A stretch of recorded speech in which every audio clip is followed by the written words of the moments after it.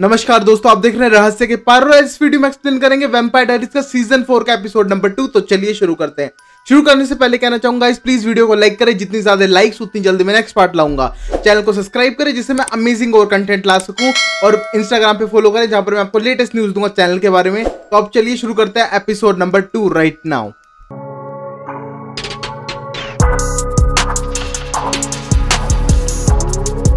पहले सीन में हम देखते हैं कि स्टेफन और डेमन बहस कर रहे थे।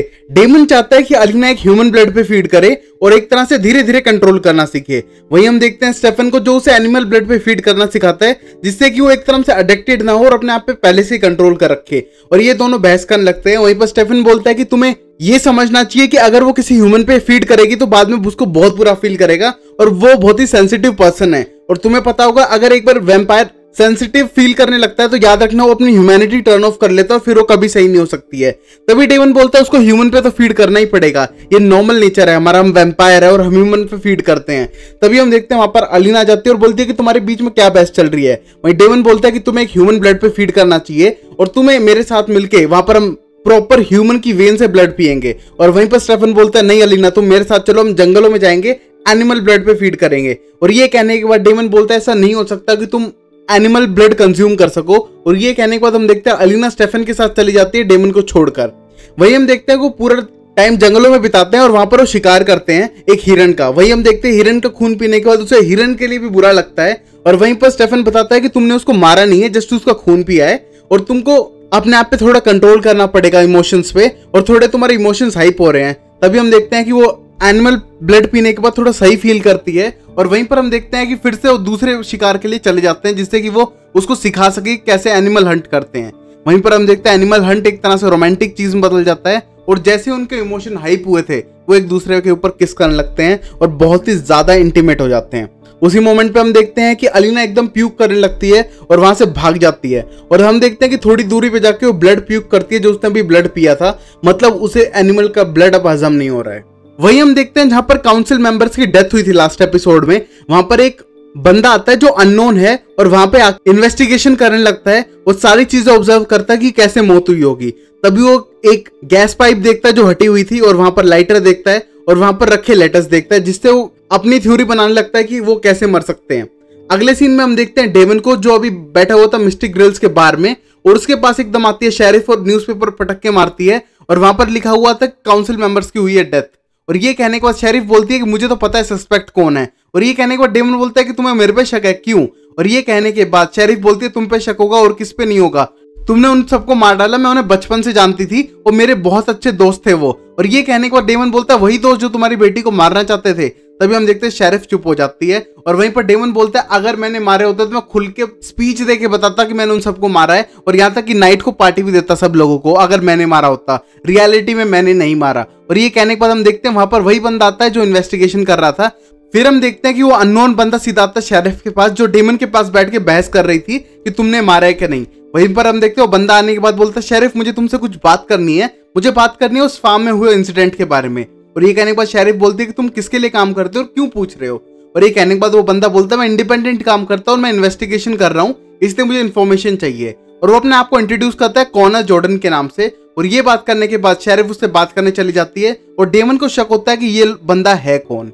अब हम अगले सीन में देखते हैं जहां पर काउंसिल होती थी, वहां पर से सामान उठा रहे थे जेरेमी और मैट, और शायद किसी काम कर रहे थे पूरी मतलब कम्युनिटी के लिए। और वहीं पर हम देखते हैं एक लड़की आती है और बोलती है जेरेमी तुम इतने बड़े हो गए। और उसके बाद जेरेमी उसे पहचान नहीं पाता, और फिर वो लड़की बोलती है तुम्हें याद था बड़े बड़े ब्रेसेस थे मेरे दांत पे, बचपन में हम दोस्त थे, अलीना में बेबी सिटिंग करती थी। और ये कहने के बाद बोलती है अप्रैल तुम यहाँ क्या कर रही हो। और ये कहने के बाद बोलती है अप्रैल मेरे पापा ने मुझे बोर्डिंग स्कूल में करवाया था, बट मुझे यहाँ पर आना पड़ा। और पता चलता है जो लीडर था सीक्रेट काउंसिल का उसी की ये बेटी थी। तभी हम देखते हैं वो कहने के बाद जेरेमी बोलता है कि मुझे अफसोस हुआ तुम्हारी डेथ का। और ये कहने के बाद अप्रैल बोलती है मैं इसका जवाब कैसे दूं, मुझे खुद नहीं पता, हर कोई बोल रहा है सॉरी मेरे डैड की डेथ हो गई है, बट मुझे कुछ फील ही नहीं हो रहा है। ये देखने के बाद मैट थोड़ा कंफ्यूज फील होता है और थोड़ा टेंस भी लगता है कि शायद इसको एक तरह का सदमा लगा है। फिर हम देखते हैं अलीना को जो भी सैल्वाटोर हाउस के अंदर थी, और कैरोलाइन को वॉइस मैसेज भेजती है कि मुझे तुम्हारी कुछ एडवाइस चाहिए और जब फ्री हो तो मुझे प्लीज मिलना। और तभी हम देखते हैं वहां पर स्टेफन आ जाता है, और स्टेफन लेके आया था एक शैंपेन की बोतल, और लाने के बाद बोलता है कि हम एंजॉय करेंगे और एक तरह से सेलिब्रेट करेंगे तुम्हारी फर्स्ट फीड के नाम पे। और यहाँ पर वो बोतल खोलता है, वहां पर दोनों एक एक सिप लेते हैं और एक दूसरे को किस करते हैं। बट इसी मोमेंट पे फोन आता है डेमन का, और डेमन का फोन आते ही स्टेफन बोलता है बिल्कुल सही टाइम पे फोन किया भाई तूने, और वो उसे बताता है काउंसिल मेंबर्स की डेथ के बारे में। और ये सुनने के बाद स्टेफन बहुत ही ज्यादा शॉक हो जाता है। अब हम देखते हैं अलीना सीधा मिस्ट्री ग्रिल्स में जा चुके हैं जहां पर डेमन था। डेमन से मिलने के बाद बोलती है कि तुमने ये सब खुद किया है क्या, सबको मारा है, तुमने सही नहीं किया है। और ये बोलने के बाद डेमन बोलता है यार सबको क्यों लगता है कि सबको मैंने ही मारा है, और कोई भी मरता है तो सीधा आरोप लगता है कि डेमन ने ही मारा है। और ये सुनने के बाद अलीना बोलती है सच में तुमने नहीं मारा, और डेमन बोलता है नहीं मैंने बिल्कुल भी नहीं मारा, अगर मारा होता तो तुम्हें पहले ही पता चल जाता। तभी हम देखते हैं अलीना बोलती है मुझे तुमसे कुछ डिस्कस करनी है, प्लीज स्टेफन को मत बताना कि ये जो एनिमल डाइट है मुझसे हो नहीं रही है, लाइक बहुत ही हार्ड है, लाइक उल्टी कर चुकी हूँ और बहुत ज्यादा प्रॉब्लम हो रही है। और ये कहने के बाद डेमन बोलता है हाँ मैंने तो पहले बताया नहीं था तुम्हें कि ये सब होने वाला है। और ये सुनने के बाद बोलती है प्लीज हेल्प करो ना। और ये कहने के बाद डेमन बोलता है यहाँ पर बहुत सारी चॉइसेस है, यहाँ पर एशियन है, यहाँ पर अमेरिकन है, यहाँ पर यूरोपियन है, और वहाँ पीछे मैक्सिकन बैठा है, जोन सा चाहिए उठा के खा लो। और ये कहने के बाद अलीना बोलती है मुझे किसी को हार्म नहीं करना है, और मैं फिर भी स्टेफन की डाइट फॉलो करते हुए एक तरह से कंट्रोल करना चाहती हूँ। और ये कहने के बाद डेमन बोलता है चल तो फिर मेरे साथ चल, और उसका हाथ पकड़ते हुए बाथरूम में लेके जाता है, बाथरूम को लॉक करता है, अपने हाथ को खुद काटता है और कहता है मेरा ब्लड पियो, तुम्हें वेन से वार्म ब्लड पीना चाहिए क्योंकि तुम नहीं वैम्पायर हो। और ये सुनने के बाद बोलती है कि ये सही रहेगा। और ये कहने के बाद डेमन बोलता है कि अपना ब्लड पिलाना एक वैम्पायर से दूसरे को कुछ ज्यादा ही पर्सनल चीज होती है। और ये कहने के बाद अलीना बोलती है कैसी पर्सनल, और तभी डेमन बोलता है तुम नहीं समझोगी बट तुम पी लो। तभी हम देखते हैं कि अलीना कंट्रोल नहीं कर पाती और उसका ब्लड पीने लगती है, और इतनी ज्यादा स्ट्रॉन्ग से पीने लगती है उसको पीछे की तरफ धक्का भी मार देती है। और हम देखते हैं कि डेमन उसको अपनी बाहों में भर के सर पे हाथ फेरते हुए अपना ब्लड पिला रहा था। अब हम अगली सीन में देखते हैं कैरोलाइन को टाइलर के साथ वही कर रहे थे जो नॉर्मली करते हैं। और तभी हम देखते हैं ये देखने के बाद कैरोलाइन बोलती है कि सब नॉर्मल नहीं है हमारे लिए, यहाँ पर टाउन में इतने सारे लोग मर गए हैं और हम यहाँ पर ये करने लग रहे हैं। और ये कहने के बाद टाइलर बोलता है यार दूसरों की परवाह करोगी तो हम जिंदगी जिएंगे कैसे। और ये कहने के बाद दोनों बातचीत करने लगते हैं, और इसी मोमेंट पे हम देखते हैं कि बहुत ही ज्यादा रोमांटिक थे। वहीं पर हम देखते हैं घर की घंटी बजती है, और ये देखने के बाद टाइलर बोलता है इस टाइम पे घर पे कौन आया होगा। तभी हम देखते हैं उसकी मॉम दरवाजा खोलती है और वहां पर वही था कॉनर जॉर्डन, या फिर हम नॉर्मल कहेंगे पूरी सीरीज में जॉर्डन था। और वहां पर वो आके बोलता है कि मुझे अंदर आना है क्योंकि मुझे शेरिफ ने बताया पूरे इंसिडेंट के बारे में। और ये कहने के बाद बोलती है मिस लॉकवुड हाँ मुझे पता चला कि तुम इन्वेस्टिगेशन कर रहे हो, बट एक तरह का हादसा था, इसमें किसी की कोई गलती नहीं है और इस मामले को रफा दफा करने में ज्यादा बेटर रहेगा। और ये कहने के बाद जॉर्डन बोलता है कि ना ऐसा बिल्कुल नहीं होने वाला, मुझे पता है ये सब छुपाने के लिए किया गया, और क्या मैं घर के अंदर आ सकता हूँ।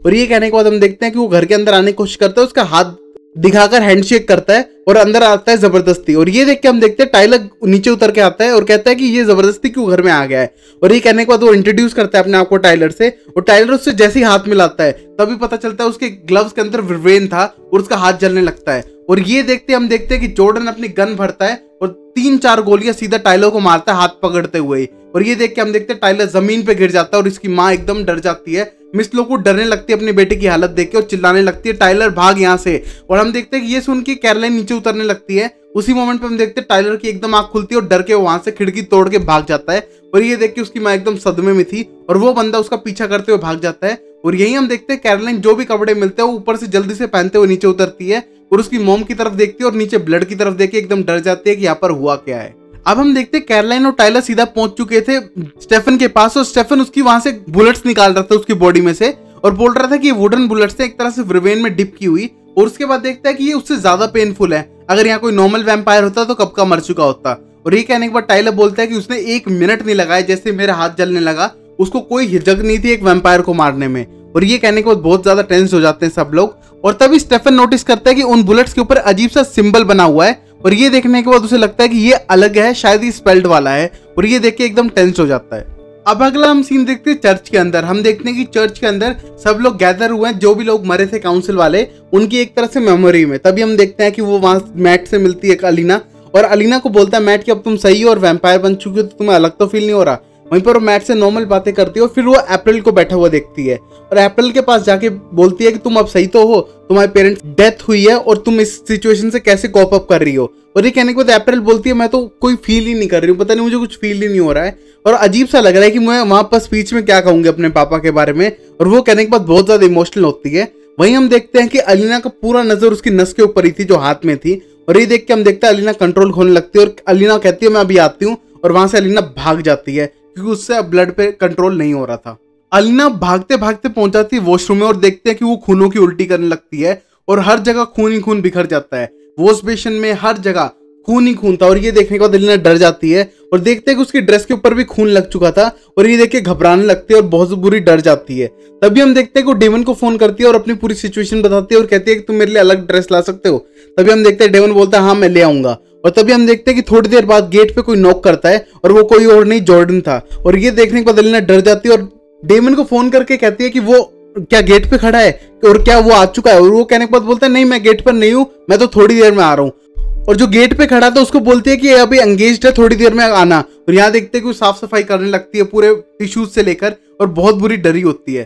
तभी हम देखते हैं कि वो जॉर्डन वहीं पर बैठ के वेट करता है उसके निकलने का और तभी हम देखते हैं वहां पर डेमन आता है और डेमन उसे ड्रेस पास करता है अंदर और ये देखने के बाद थोड़ा सस्पेक्ट करता है जॉर्डन की ये सब कर क्या रहे हैं।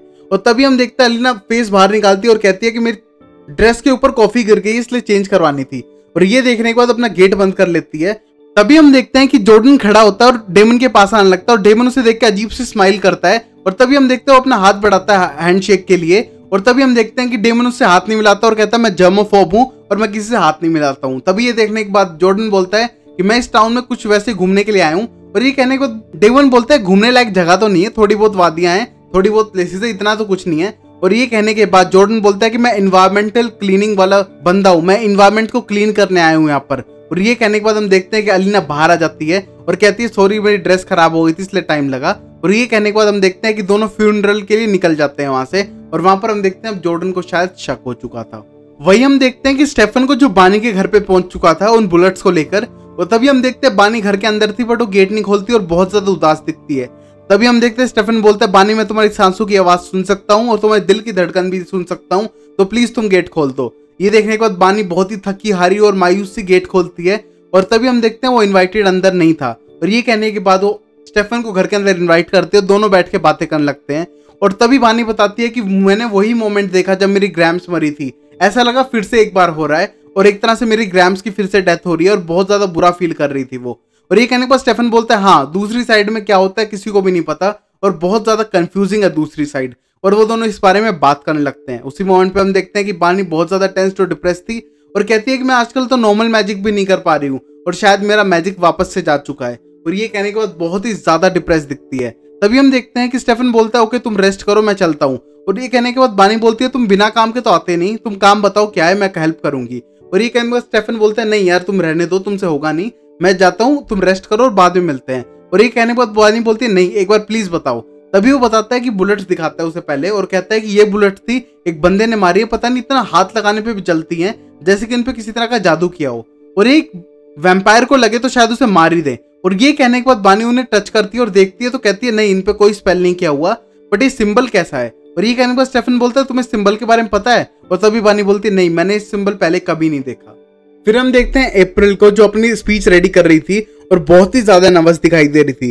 तभी हम देखते हैं जॉर्डन उसके पास आता है और वो जॉर्डन को बोलती है कि मैं अपनी स्पीच की तैयारी कर रही हूँ। तभी हम देखते हैं जॉर्डन उसे एक तरह का चाकू मार के वहीं पर गिरा के बेहोश कर देता है। उसी मोमेंट पे हम देखते हैं कि अलीना और डेमन बाहर थे और अलीना रोने लगती है और कहती है शायद मैं ब्लड कंज्यूम नहीं कर पा रही हूँ और मैं एक तरह से स्टार्व कर रही हूँ। इसी मोमेंट पे डेमन बोलता है शायद ये तुम्हारा डोपलगैंगर ब्लड है जो एक तरह से रेजिस्ट कर रहा है इस कन्वर्शन को। ये कहने के बाद हम देखते हैं कि वो टेंस हो जाती है और तभी डेमन बोलता है कि ऐसी चिंता करने की कोई बात नहीं है, सिर्फ तुम्हें ह्यूमन से फीड करना है डायरेक्टली और तुम बिल्कुल नॉर्मल हो जाओगे, टेंशन मत लो। और ये बात करने के बाद उसे मोटिवेट करने की कोशिश करता है। तभी अलीना कहती है हमें अंदर चलना चाहिए, अभी बेल भी बज चुकी है और अभी हमें वहां पर अंदर होना चाहिए। तभी हम देखते हैं वो जाने लगती है और तभी हम देखते हैं कि डेमन उसके पर्स के अंदर एक ब्लड बैग डालता है और ये देख लेता है स्टेफन जो वहां पर पहुंच चुका था। और स्टेफन ये देखने के बाद बोलता है कि तुम कर क्या रहे हो उसके साथ, और बोलता है कि उसको एक्स्ट्रा एक तरह के मिड ब्रेक के लिए उसके लिए पैकेट लेके आया हूँ ब्लड का जिससे वो कुछ खा सके। और ये कहने के बाद स्टेफन बोलता है कि यार उसको कोई जरूरत नहीं है तुम्हारी हेल्प की और वो एनिमल ब्लड पे ढंग से जी पा रही है, तुम्हें सच में पता है कि वो कर पा रही है ऐसा। और ये कहने के बाद बोलता है कि वो उसने 2 बार उल्टी कर ली है जब से एनिमल ब्लड पिया है, यहाँ तक कि वो मेरा ब्लड भी नहीं पी पा रही है। और ये कहने के बाद बोलता है कि तुमने अपना ब्लड फीड किया था उसे। और ये कहने के बाद बोलता है उप्स कुछ ज्यादा ही बोल दिया और वहां से वो जाने लगता है। वही हम अलीना को देखते हैं जो बहुत ही ज्यादा बीमार दिखाई दे रही थी और उसे ढंग से चला भी नहीं जा रहा था क्योंकि उसने ब्लड कंज्यूम नहीं किया है बहुत टाइम से और जो किया है वो उल्टी कर दी है। तभी हम देखते हो बहुत मुश्किल से चलते हुए पहुंचते अपनी सीट के पास और अंदर जाके बैठ जाती है मैट और जेरेमी के पास। और तभी हम देखते हैं जेरेमी बोलता है कि अप्रैल ने तुम्हें याद किया था और वो शायद तुमसे मिलना चाहती थी। तभी हम देखते हैं स्टेफन वहां आता है और आते समय देखते हैं टाइलर और कैरोलाइन को, और तभी टाइलर से बोलते हो तुम बेवकूफ तो नहीं हो जो यहाँ पर आए हो, और तुम्हें नहीं आना चाहिए, वो बंदा तुम्हें ढूंढ रहा है और शायद फिर से तुम्हें मार दे। और ये कहने के बाद टाइलर बोलता है मैं बिल्कुल भी नहीं डरने वाला, और मैं अपनी सोसाइटी और फैमिली को छोड़ के ऐसे थोड़ा ना जा सकता हूँ। और तभी हम देखते हैं कैरोलाइन बोलती है एक बार शक्ल तो दिखाने दो उसका, जी पे लात तो मैं मारूंगी। और ये कहने के बाद हम देखते हैं बहुत ही ज्यादा मोटिवेटेड दिखते हैं दोनों के दोनों उस बंदे को मारने के लिए। और इस सीन पे हम देखते हैं कि स्टेफन उनको छोड़ के अपनी सीट पे जाके बैठ जाता है, और वहीं पर हम देखते हैं कि मिस लोकवुड बोलती है कि हमारे इतने अमेजिंग काउंसिल मेंबर्स थे, उनकी डेथ पे कोई कुछ बोलना चाहेगा, उनके बारे में स्वीट मेमोरीज। तभी हम देखते हैं अप्रैल का नाम लेने पे अप्रैल नहीं दिखती है, तो तभी हम देखते हैं कि अलीना खुद उठ के जाती है और बोलती है उनके बारे में कि वो कितने अच्छे लोग थे, और अगर हम अपनों को खो देते तो कितना गम होता है। तभी हम देखते हैं कि वहां पर कोई और भी था, वहां जॉर्डन था। जॉर्डन ऊपर बैठा हुआ था एक स्नाइपर लेके, और उसके अंदर वुडन बुलेट्स थी, और वो वेट कर रहा था कि जो भी पीछे रिएक्ट करेगा और उस पर गोली चला देगा। उसका निशाना पहला अलीना थी और बाकी लोगों पे भी नजर रख रहा था।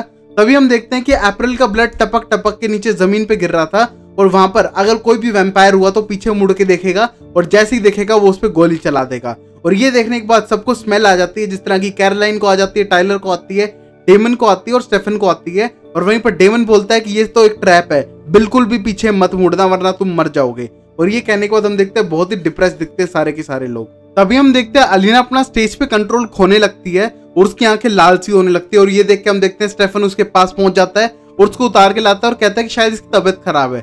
तभी हम देखते हैं अलीना अपनी सीट पे वापस आ चुकी थी और वो बहुत ही ज्यादा कांप रही थी।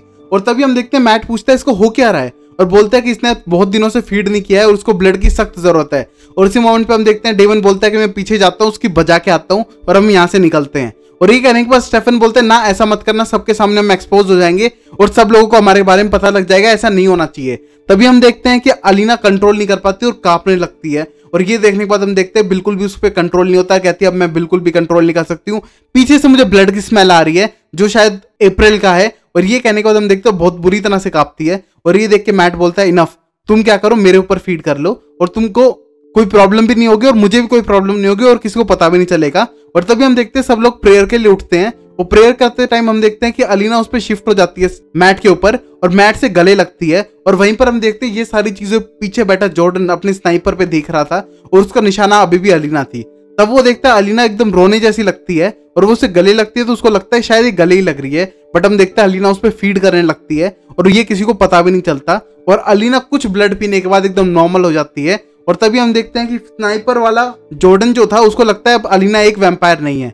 उसी मोमेंट पे हम देखते हैं अलीना सही हो जाती है और बोलती है यार ये स्मेल तो मुझे अभी भी आ रही है ब्लड की, और शायद ये अप्रैल का ही ब्लड है और हमें जाके उसकी हेल्प करनी चाहिए। उसी मोमेंट पे स्टेफन बोलता है रुक जाओ, अभी ट्रैप है, थोड़ी देर में निकलते हैं यहाँ से। और तभी हम देखते हैं ये सारे मोमेंट देखते हुए हम देखते हैं कि जोश में आके टाइलर क्या करता है, पूरी प्रेयर के बीच में जाता है स्टेज पे, वो प्रेयर को बीच में रोकता है और कहता है कि मुझे कुछ बोलना था काउंसिल मेंबर्स के बारे में। अब देखते हैं टाइलर अपनी स्पीच स्टार्ट कर चुका था और बताता है यूनिटी के बारे में, इन सब के बारे में। और अब हम देखते हैं कि जॉर्डन की नजरों में सीधा टाइलर था, वो पहले भी एक बार मिल चुका है इससे। और तभी हम देखते हैं वो अपने स्नाइपर का निशाना सीधा टाइलर पे लगाता है और सीधा टाइलर को मार देता है बुलेट, और हम देखते हैं टाइलर जमीन पे गिर जाता है। और ये देखने के बाद हम देखते हैं सब लोग डर के भागने लगते हैं यहाँ वहाँ। और अब हम देखते हैं अलीना को डर लगता है कि इसको शायद पता चल चुका है कि हम सब यहाँ पर हैं। तभी हम देखते हैं अलीना, कैरोलाइन और स्टेफन सीधा स्टेज की तरफ पहुंचते हैं और हम देखते हैं कैरोलाइन उसके अंदर से स्टेक निकालती है। और तभी टाइलर बोलता है हाँ मैं अब सही हूँ। और ये कहने को उसकी माँ बोलती है नहीं तुम उठना मत, मुझे एम्बुलेंस बुलाने दो, क्योंकि टाउन के सब लोगों ने तुम्हें शॉट होते हुए देखा है और मैं ये सीक्रेट कहीं भी रिवील नहीं होने दूंगी। इसी मोमेंट पे कैरोलाइन बोलती है अलीना तुम जाओ अप्रैल को ढूंढो, मैं यहाँ पर सब संभाल लूंगी। तभी हम देखते हैं कि कैरोलाइन को बात मानने के बाद अलीना और स्टेफन वहां से निकल जाते हैं सीधा अप्रैल को ढूंढने के लिए। वहीं पर हम देखते हैं कि जो हंटर था वो अपना सामान बांध के वहां से भागने की तैयारी में था, और जैसे ही उसने शॉट मारा वहां से भाग लिया और अपनी गाड़ी में जाके बैठने लगा। तभी हम देखते हैं कि डेमन वहां पर आता है और उसकी गाड़ी का दरवाजा ही तोड़ देता है और उसे गाड़ी से बाहर निकाल के फेंक के मारता है। अब हम देखते हैं कि जॉर्डन ने वुडन बुलेट्स मारी थी 3-4 डेमन को, और अब हम देखते हैं कि डेमन जमीन पे गिर चुका था और जॉर्डन अपना स्टेक निकाल के डेमन को मारने की पूरी कोशिश करता है। बट उसी मोमेंट पे हम देखते हैं कि स्टेफन आ जाता है और स्टेफन की आवाज सुन के हम देखते हैं जॉर्डन रफा दफा हो जाता है, वहां से जल्दी से जल्दी भागने की कोशिश करता है। उसी मोमेंट पे हम देखते हैं कि डेमन के पास अब स्टेफन आ चुका था और स्टेफन को उठाता है, उठाते मुक्का मार के फिर गिरा देता है। और ये कहने के बाद डेमन बोलते तूने ऐसा क्यों किया, और तभी स्टेफन बोलता है तुझे पता है मैंने ऐसा क्यों किया, और तभी वहां से चला जाता है उसको जमीन पे पड़ा छोड़कर। अब हम देखते हैं अलीना को। अलीना सीधा जा चुकी थी अप्रैल के पास और जाते उसके पास रुक जाती है, और अब हम देखते हैं अलीना का वैम्पायर वाला फॉर्म बाहर निकलने लगता है क्योंकि वो कंट्रोल नहीं कर पाती। और पूरी तरह से ब्लड देख के एकदम उस पर अटैक करने की कोशिश करती है। बट तभी हम देखते हैं वहां पर कैरोलाइन आके उसे रोकती है और पीछे धक्का मारती है। धक्का मारने के बाद कहती है तुम उसको भूल गई, वो तुम्हारी दोस्त अप्रैल है, तुम उस पर अटैक नहीं कर सकती हो। तभी कैरोलाइन बोलती है कि तुम्हें कंट्रोल करना होगा, तुम अलीना उस पर अटैक नहीं कर सकती हो। और ये सब कहने के बाद हम देखते हैं धीरे धीरे अलीना कंट्रोल करने लगती है। और ये करने के बाद हम देखते हैं कि कैरोलाइन अपना ब्लड पिलाती है अप्रैल को और कहती है कि तुम उसको कंट्रोल करना सीखना पड़ेगा अलीना, और ऐसा करने से तुम बेटर बन पाओगी। तभी हम देखते हैं अप्रैल होश में आती है ब्लड पीने के बाद और कहती है प्लीज मुझे कोई हार्म मत करना, और बहुत बुरी डरी होती है। इसी मोमेंट पे कैरोलाइन उठती है और कहती है अलीना तुम्हारा काम है, क्योंकि तुम इसकी बहुत अच्छी दोस्त हो, तुम्हें इसको भुलाना है सब कुछ। और ये कहने के बाद अलीना बोलती है मैं ऐसा बिल्कुल भी नहीं कर सकती हूँ, क्योंकि मैं एक वैम्पायर बन चुकी हूँ और मुझे ब्लड के पास जाते एकदम डर लगता है कि मैं उसको खा जाऊंगी। और ये कहने के बाद कैरोलाइन बोलती है यही मौका है सीखने का। तभी हम देखते हैं कि अलीना अपने आप पे कंट्रोल करती है, लंबी सांस भरती है, उसके पास बैठती है और उसे एक तरह से हिप्नोटाइज करती है और हम कहे कंपल्शन करती है, जिससे कि वो उसे समझा पाए कि यहाँ पर जो भी हुआ अच्छा हुआ। तुम ऊपर से खड़े होकर देख रही थी फ्यूनरल को और एक तरह से सब लोगों ने अच्छी बात कही तुम्हारे पेरेंट्स के बारे में और पूरे काउंसिल मेंबर के बारे में, और अगर तुम्हें कोई हेल्प चाहिए होगी तो तुम मुझसे ले सकती हो। ये करने के बाद उसको बिल्कुल शांत करने की कोशिश करती है। और ये देखने के बाद अलीना खुश होती है कि उसने पहली बार किसी को कंपल्शन से कोई चीज करी है। और ये कहने के बाद हम देखते हैं कि कैरोलाइन भी बहुत ज्यादा खुश हो जाती है। अब हम देखते हैं मैट को और जेरेमी को एक साथ, जो बार में अपनी शिफ्ट पूरी करके घर की तरफ जा रहे थे। और तभी हम देखते हैं कि जॉर्डन वहीं पर बैठा हुआ था और वहां पर हम जॉर्डन को बैठा हुआ देखते हैं और वो उसको ड्रिंक सर्व करके बोलते हैं अब हम घर जा रहे हैं। और हम देखते हैं कि मैट जाने लगता है और उसी मोमेंट पे हम देखते हैं जेरेमी को जॉर्डन के हाथ पे एक बड़ा सा टैटू दिखता है और ये टैटू देखने के बाद बोलते हैं नाइस टैटू। और ये कहने के बाद मैट बोलते हैं तुम किसकी बात कर रहे हो, वहां पर तो कोई टैटू नहीं था। और हम देखते हैं कि जॉर्डन के हाथ पे कोई टैटू नहीं था, सिर्फ जेरेमी को टैटू दिख रहा था। और ये देखने के बाद जॉर्डन भी एकदम डाउट में हो जाता है कि इसको वो टैटू कैसे दिख रहा है और एकदम टेंस्ड हो जाता है। अब हम देखते हैं जॉर्डन को, जो अपनी शायद बस में आ चुका था या फिर कारवाक है उसके अंदर। और आने के बाद हम देखते हैं कि अप्रैल को दिया हुआ लेटर वो पढ़ता है, जिसमें उसके पापा ने मरने से पहले लिखा था डियर अप्रैल, जो भी हो रहा है वो एक रीजन की वजह से हो रहा है और यहाँ पर मिस्टिक फॉल्स में कभी ना कभी कोई इविल रहा था और हमेशा रहता है और अब उससे बड़ा इविल आने वाला है और ये सेक्रीफाइस जरूरी था और ये कुछ उन पहले सेक्रीफाइस में से है और फ्यूचर में शायद और भी ज्यादा सेक्रीफाइस होंगे और तुम्हें थोड़ा सावधान रहना है और ये सेक्रीफाइस होना जरूरी था। और ये पढ़ने के बाद हम देखते हैं कि बहुत ज्यादा कंफ्यूज हो जाता है जॉर्डन और सोचता है कि ये सब चल क्या रहा है यहाँ पर। अब हम देखते हैं सैल्वाटोर हाउस के अंदर भी स्टेफन था और वहां पर अलीना थी और वो अलीना के लिए पैक बना के देता है और वो बोलता है कि तुम्हें पीना पड़ेगा क्योंकि इससे तुम्हारी क्रेविंग्स रुकेंगी और एक तरह से तुम्हारी ब्लड लस्ट रुकेगी। अब हम देखते हैं वो पीने लगती है और बहुत ज्यादा शर्मिंदा फील करती है और कहती है मुझे सब नहीं करना चाहिए था और मुझे तुमसे झूठ नहीं बोलना चाहिए था ब्लड वाली सिचुएशन पे, बट मैं कंट्रोल नहीं कर पा रही थी क्योंकि जो एनिमल ब्लड तुम दे रहे हो उससे मेरी लाइक डाइट पूरी नहीं हो रही है। और ये कहने के बाद स्टेफन बोलता है कि चलो वहां तक भी सही था, तुमने डेमन से फीड किया, उसका मतलब भी कुछ अलग बनता है, चाहे तुम्हारे लिए कुछ नहीं बनता हो मेरे लिए बहुत कुछ बनता है और डेमन तो उसका गलत ही मतलब निकालता है। और ये कहने के बाद बहुत गुस्सा हो जाता है। हम देखते हैं अलीना रोने लगती है और रोते रोते बोलती है पता नहीं मैं रो क्यों रही हूँ। फिर अलीना बोलती है कि मेरी पूरी जिंदगी एक तरह से फ्यूनरल ही बन चुकी है, हर कोई मरता रहता है, जब से मेरे पेरेंट्स की डेथ हुई है कुछ भी काम ढंग से नहीं हो रहा है, सब लोग मर रहे हैं और ये टेंशन लेते हुए बहुत ज्यादा डिप्रेस हो जाती है। और ये हालत देखते हुए अलीना की स्टेफन बोलता है तुम मेरे साथ चलो मैं तुम्हें कहीं लेके जाता हूँ। और ये सब देखने के बाद स्टेफन डिसाइड करता है अलीना के साथ बाहर जाने के लिए। अलीना बोलती है तुम मुझे कहाँ पर लेके जा रहे हो, और तब बोलता है बस तुम मेरे साथ चलती जाओ और वो उसको अपने साथ ले जाता है। वहीं पर हम देखते हैं स्कूल के पास सारे जितने भी दोस्त थे वेट कर रहे थे और वहीं पर डेमन आता है और बोलता है तुमको किसने बुलाया यहाँ पर, और बोलते हैं स्टेफन ने बुलाया शायद किसी काम से। तभी हम देखते हैं स्टेफन वहां आता है और सबको एक तरह से लैम्प्स पकड़ाता है और कहता है कि हमने अपनी जिंदगी में बहुत कुछ खोया है और हमें बहुत सारा दुख है, हम ऐसा करते हैं लैम्प जलाते हैं और एक तरह से अपने मन को शांत करने के लिए ये सब करते हैं। और ये सब सुनने के बाद डेमन बोलता है ये सब बकवास करने से अच्छा है तुम उस हंटर को ढूंढो जो हमको मारने के लिए पीछे पड़ा है। और ये कहने के बाद स्टेफन बोलता है कभी कभी एक दिन अपने लिए भी दो, हम ये सब करेंगे बट कल से करेंगे, बट आज हम रिलैक्स करेंगे, अपने इमोशंस को एक तरह से कंट्रोल करने की कोशिश करेंगे। और तभी हम देखते हैं स्टेफन इसका इनिशिएटिव लेता है और पहले बोलता है कि मैं ये लैम्प जलाना चाहता हूँ अपने अंकल जैक की याद में, लेक्सी की याद में और अलारिक की याद में। और ये करने के बाद वो लैम्प जलाकर हवा में छोड़ देता है। अब हम देखते हैं सब लोग अपने लोगों की याद में जिन जिन ने उनको बहुत ज्यादा मिस करते हैं उनके याद में सब कुछ काम कर रहे थे और हम देखते हैं सब एक तरह से रिलैक्स फील करने लगे थे। और वहां पर हम देखते हैं वो बलून शेप में वो एक तरह से लैम्प उड़ने लग रहे थे और उसी मोमेंट पे हम देखते हैं कि वो डेमन को पकड़ाने की कोशिश करते हैं और डेमन बोलता है मुझे ये सब बकवास नहीं करनी और वहां से चला जाता है। और अब हम देखते हैं कि अलीना बोलती है मेरे नाम पे भी है क्योंकि मैं भी अब मर चुकी हूँ। और तभी हम देखते हैं वो सारे लैंप्स वहां पर हवा में थे और वो बहुत ही ज्यादा रिलैक्स और अच्छा फील कर रहे थे। अब हम देखते हैं डेवन वहां से आके सेमेट्री में अकेला बैठ जाता है और शराब पीने लगता है और कहता है कि इन बच्चों को क्या लगता है कि ये लैंटर्न उड़ाने से उनकी प्रॉब्लम खत्म हो जाएगी, और बोलता है कि जापानीज लैंटर्न उन चीजों की याद में उड़ाए जाते हैं जिनको तुम भुला के एक नई शुरुआत करना चाहते हो, बट हम जापानीज ही नहीं है तो हम क्यों उड़ाएं। और ये कहने के बाद बोलता है ये तो बेवकूफ है, और इनको क्या लगता है कि अलीना कल हमारे जैसी वैम्पायर नहीं बन जाएगी और एक तरह से कातिल खून की प्यासी नहीं बनेगी, और क्या वो नॉर्मल रह जाएगी? ऐसा कुछ भी नहीं होने वाला है, वो एक तरह से हम जैसी बन जाएगी एट लास्ट, तो उसको सोचने का कोई फायदा नहीं है। और ये कहने के बाद अलारिक की कब्र के पास बैठ जाता है और बोलता है कि तुम ही तो जो मुझे समझ सकते थे, और वो बात करने लगता है और कहता है कि अब मुझे इन बच्चों को संभालना पड़ेगा। और हम देखते हैं कि अलारिक की वहां पर आत्मा वहां पर बैठी हुई थी और वो देख रही थी डेमन को एक तरह से अकेलेपन में, और वहीं पर देखते हैं कि वो बहुत ज्यादा मिस कर रहा था अलारिक को, और कहता है कि अब मुझे मेरे भाई की देखभाल करनी पड़ेगी और मैं एक लड़की को पसंद करता था और वो मेरे पे बिल्कुल भी इंटरेस्ट नहीं दिखा रही है, अब मुझे सिर्फ उन बच्चों की तरह उनकी देखभाल करनी पड़ेगी और बेबी सिट करना पड़ेगा। और ये कहने के बाद वहां पर अपनी बोतल रख के चला जाता है और अब हम देखते हैं अलारिक की आत्मा को और बोलती है कि मैं तुम्हें बहुत ज्यादा मिस करता हूँ डेमन, और यहीं पर एपिसोड खत्म हो जाता है। तो guys I hope you like this episode. बहुत ज्यादा इमोशन थे इस एपिसोड में और बहुत ज्यादा लाइक ट्रिगर किया हमको एज अ पर्सन कि अलीना कितने सारे फेजेस से घूम रही है। अब हम देखेंगे कि जो हंटर है द जॉर्डन वो आगे क्या करेगा, वो क्या सब वैम्पायर्स को मार देगा और क्या वो ओरिजिनल वैम्पायर को मार देगा, क्योंकि वो भी अभी टाउन के आसपास ही घूम रहे होंगे।